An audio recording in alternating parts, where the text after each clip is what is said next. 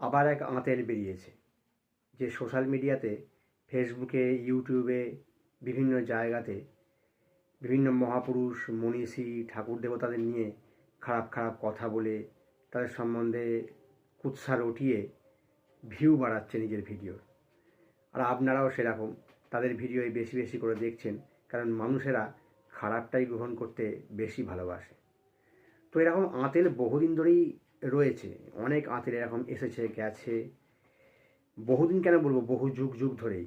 কারণ এরা যেসব বইগুলোকে প্রমাণ হিসাবে আপনার সামনে তুলে ধরে, তো সেই বইগুলো যারা লিখে গেছে তারাও তো ওই কুৎসা রটাবার জন্যই বইগুলো লিখে গেছে, তো তারাও আঁতেল। তো সেই জন্যই বলছি, তো এরা কিন্তু, এদের সামনে যদি দুটো বইকে রাখা হয়, ধরুন একটা বইয়ে ভালো কথা লেখা আছে, একটা বইয়ে খারাপ কথা লেখা আছে। ধরুন একটা বইয়ে লেখা আছে কোনো মহাপুরুষ একটি মাত্র বিবাহ করেছেন আর অন্য নারীর প্রতি কখনো তাকিয়ে দেখেননি। আরেকটি বইয়ে লেখা আছে যে সেই মহাপুরুষটি 14টা বিয়ে করেছে কি 10টা বিয়ে করেছে। তো এই আঁতেলগুলো কী করছে, এই খারাপ বইটা আপনাদের কাছে তুলে ধরছে, আর আপনারাও সেটা সাদরে গ্রহণ করছেন, সেটাই ভেবে নিচ্ছেন, সেটাই ধরে নিচ্ছেন। এই হচ্ছে ব্যাপার। ধরুন দুটো বই পাশাপাশি রয়েছে, একটা বইয়ে লেখা আছে কোনো মহাপুরুষ সারা জীবন সাত্ত্বিক আহার গ্রহণ করেছেন, ঠিক তার পাশে আর একটা বইয়ে লেখা আছে সেই মহাপুরুষ এই মাংস খেতেন, সেই মাংস খেতেন, হ্যান মাংস খেতেন, ত্যান মাংস খেতেন। তো এই আঁতেলগুলো কী করছে, এই বইগুলোকে তুলে ধরছে। তো আপনারা সেই খারাপগুলোই বিশ্বাস করে নিচ্ছেন। আর এই আঁতেলগুলো এমনই, এরা ভালো জিনিসটা কখনো নিতে পারে না, ভালো জিনিসটা এদের চোখে পড়ে না। আরে দুটোই তো লেখকে লিখেছে, এইটা একটা লেখক লিখেছে, এইটা একটা লেখক লিখেছে। তাহলে আমরা ভালোটাকে না মনের মধ্যে নিয়ে খারাপটাকে কেন নিচ্ছি? কোনোটাই তো আমরা চোখে দেখিনি। সেই মহাপুরুষরা কী করেছেন বা কী করে গেছেন, কী করতেন, কী পড়তেন, তাদের ব্যবহার কেমন ছিল, আমরা তো কিছু জানি না, সবই তো পড়ে জানি।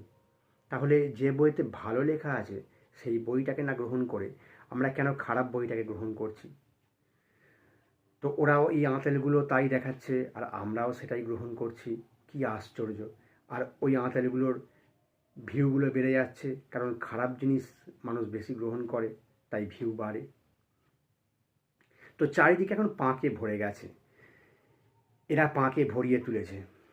আপনাকে এখন বিচার করতে হবে আপনি কোনটা গ্রহণ করবেন। আপনি পাঁকের মধ্যে নেমে সারা গায়ে পাঁক মেখে উঠে আসবেন, নাকি না সেই পাঁক থেকে পদ্ম ফুলটা তুলে নিয়ে উঠে আসবেন।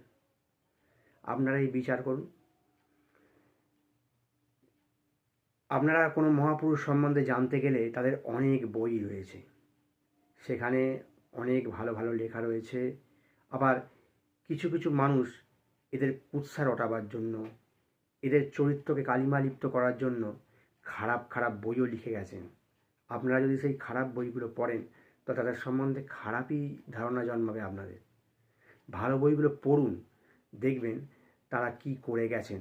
আরে তারা কি খেয়েছেন, কি পড়েছেন, এগুলো সম্বন্ধে আমাদের জানার কি দরকার?